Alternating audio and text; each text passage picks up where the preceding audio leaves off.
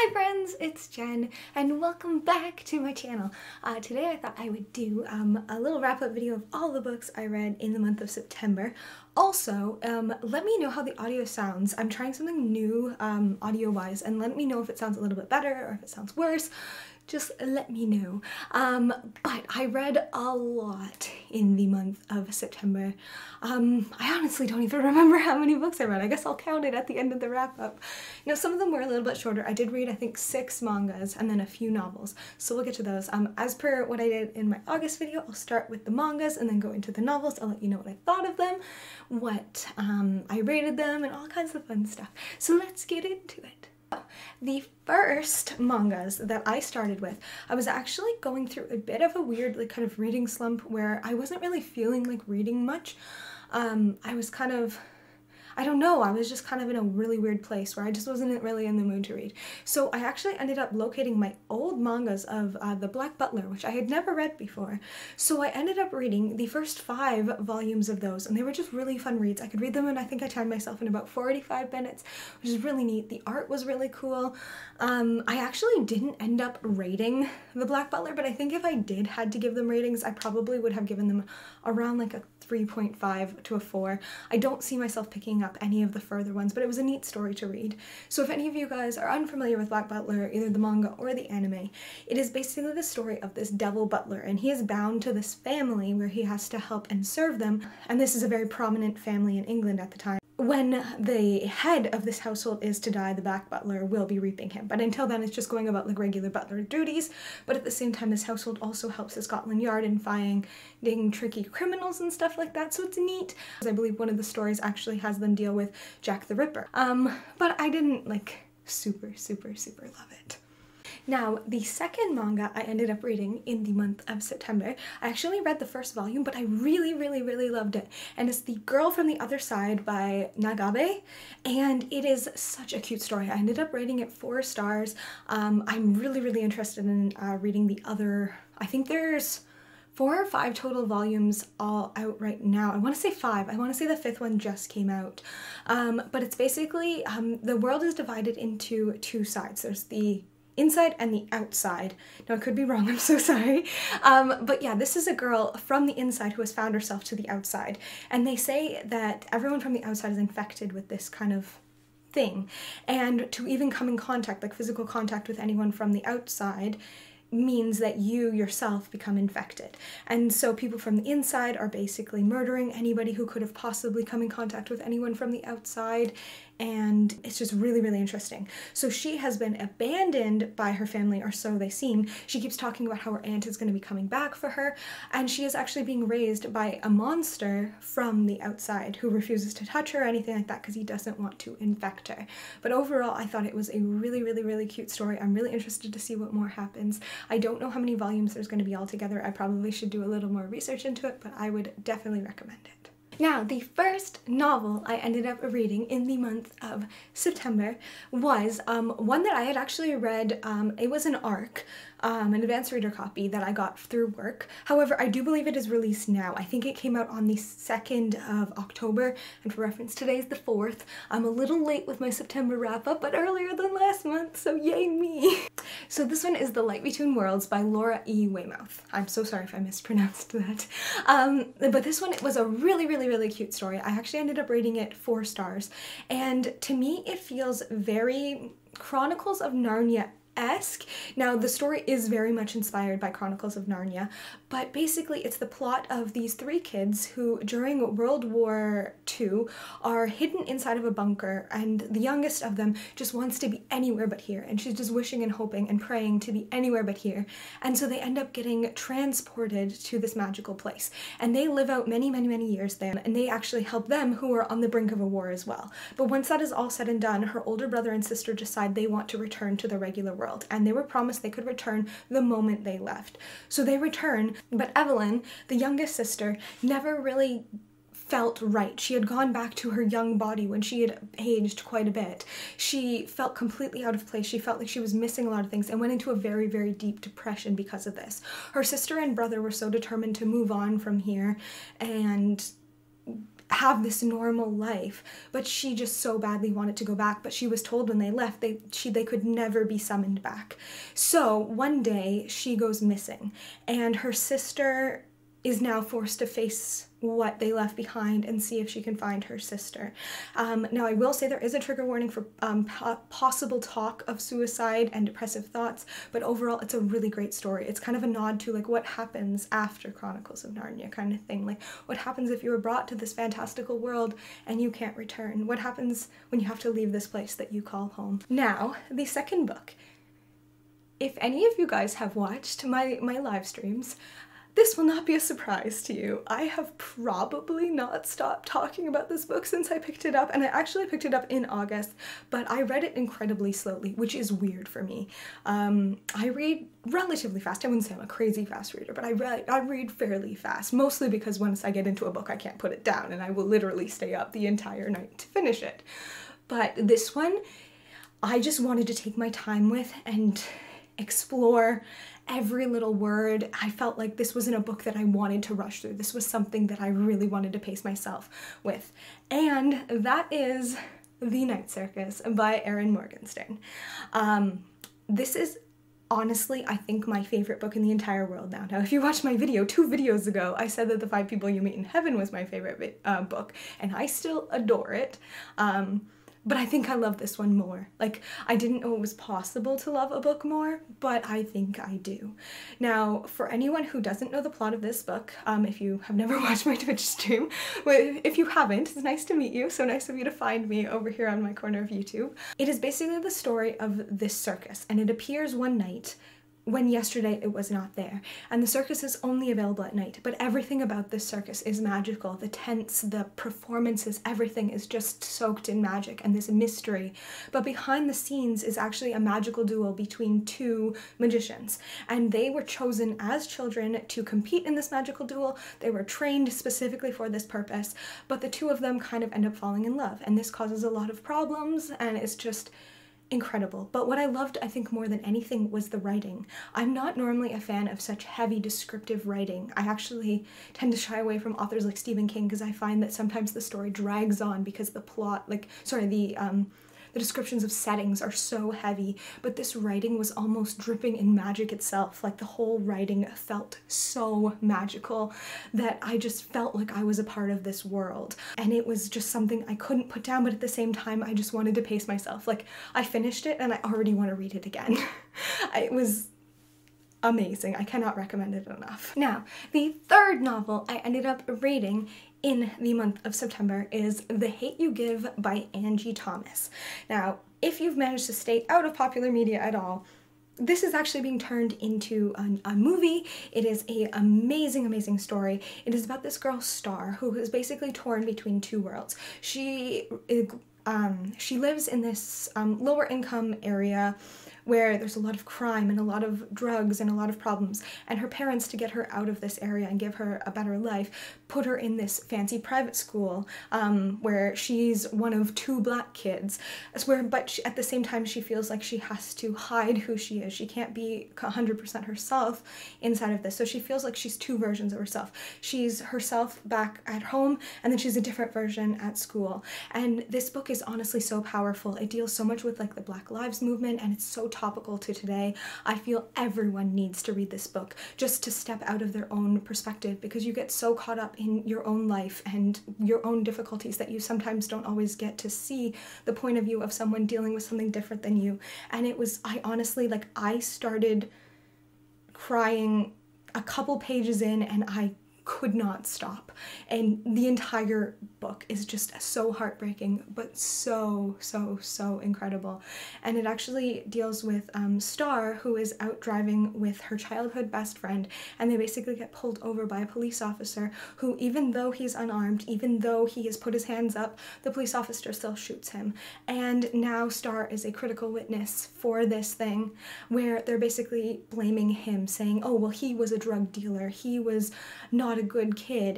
The police officer was fearing for his safety, and it really puts you in a perspective that you wouldn't normally be in. It's just amazing. I cannot recommend it enough for everybody. Now, the fourth book that I actually read during the month of September was actually an audiobook. This was apparently the month of me stepping out of my comfort zone.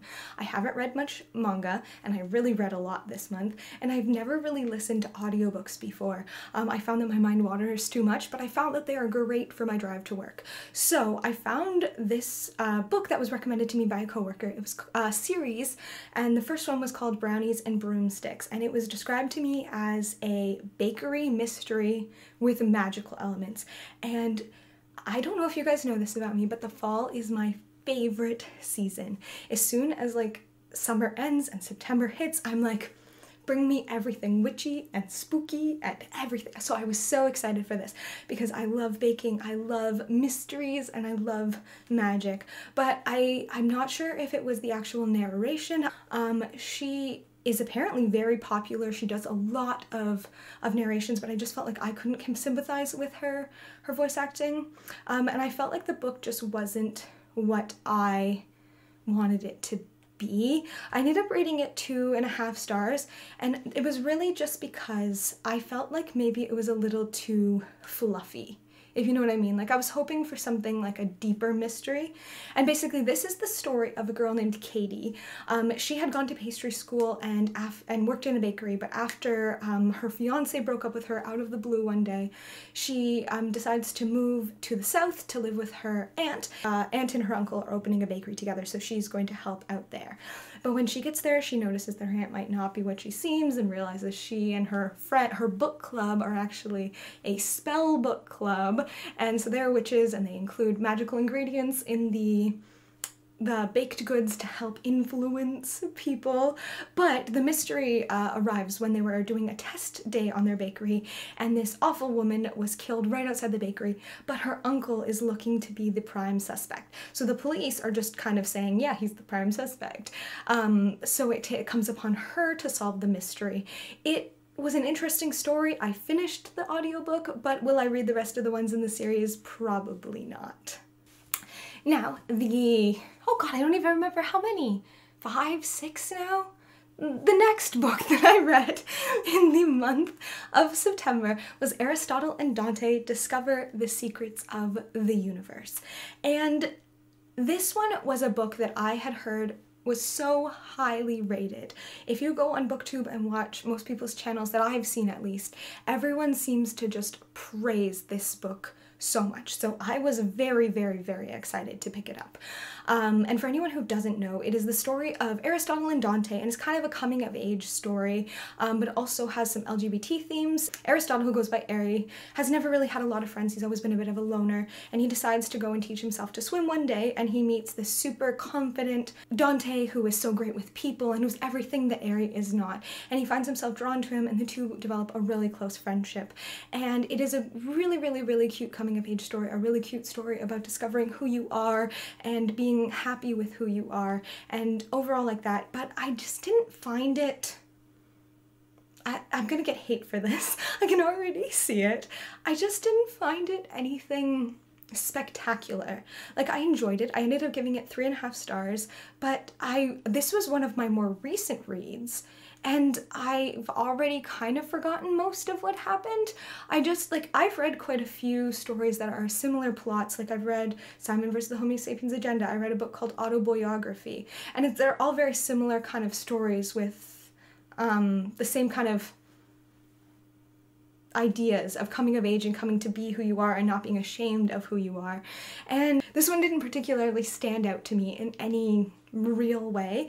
One thing that this one did have that the other ones didn't was also Dante and Ari are both Mexican Americans, but while Ari embraces his Mexican side, Dante kind of always pushed that aside and said he doesn't feel like he's a real Mexican and what really makes him Mexican. So it did kind of deal with those kinds of aspects of dealing with your heritage in that kind of way, which was really nice to read. But overall, like, it was an enjoyable story, but I just didn't find it anything amazing.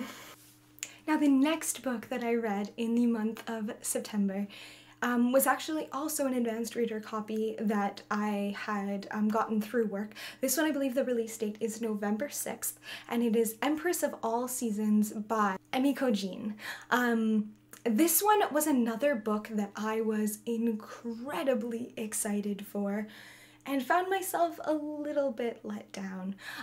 Basically, this one was described to me as another Japanese mythology with yokai and everything like that, and we'll get into it. The book follows the story of this girl, Mari, who lives in a village of yokai. And basically, the whole village, they are beautiful, beautiful women who will lure rich men to marrying them, and then once they've been married and maybe consummated their marriage, then they will sneak away into the night with their riches. And if these women happen to birth a boy, the boy is sent down the river and gone away, but if it is a girl, it can carry on their yokai ancestry, and that woman gets to retire. But Mary was never anything special. She was not ugly, but she was never, compared to all the beautiful, beautiful women as part of her tribe, she was merely mediocre. So her mom decided she was going to teach her to fight.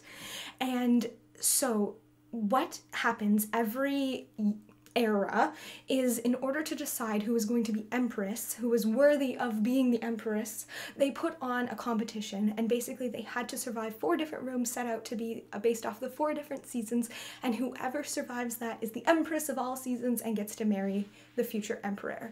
So Mari's mom decides this is going to be your future. So Mari sets off for this competition. It had a really, really great concept. I was so drawn in by it. I loved how badass Mari was. She was this incredibly powerful woman who never let anyone stop her, but also I just found it wasn't anything incredible. Again, like, this was the most recent novel I've read in September, and I'm almost forgetting the plot. The ending wasn't something that I loved. I don't really want to spoil it, but it wasn't anything amazing to me. I could go and do like a full in-depth review of any of these books if you want. I'm trying to avoid spoilers so that I don't want to get into too many details, but if you guys do want to see in-depth reviews full of spoilers and everything, just let me know down in the comments so I can do that. But overall, I found that it was an enjoyable story. I finished it. I enjoyed it enough. I ended up giving it about 3.5 stars, but it wasn't anything particularly stand out to me. If you were looking for a book on Japanese yokai with a powerful female lead, I would definitely recommend Shadow of the Fox instead of Empress of All Seasons, because I loved that one. And now, the final novel that I read in the month of September. I'm kind of cheating a little bit on this one because I read it in September, I actually finished it in October, but I finished it October 1st, and I think I had about 30 minutes left of the audiobook when I did finish it, so I'm counting it. But this is actually And Then There Were None by Agatha Christie, which is such a classic. I'm surprised it took me this long to read it, to be completely honest. For anyone who doesn't know the plot, it is basically 10 unsuspecting people are lured to this remote island where they're all brought there for different reasons. Some people were offered a job, some people were there for like a party, or some were there to see like old friends and stuff. So they were all lured there on the same day for the same reason, told that they were going to be meeting their host, the Owens. And now when they got there, they found out that the Owens were delayed, but to carry on with their dinner. But after the dinner, a record plays and it accuses them all of murders. Not the same murders. They were all accused of unrelated murders of which they were not tried, and they will now be brought to justice. And they're all just ridiculous. This is completely absurd. None of this happened. But then one of them, when going to take a drink, ends up dying. And throughout the story, they all kind of keep dying. And it's just this wonderful, wonderful mystery that keeps you guessing the whole way of who is the one behind this. Like, there has to be someone responsible. Who could it possibly be? Why were these people chosen?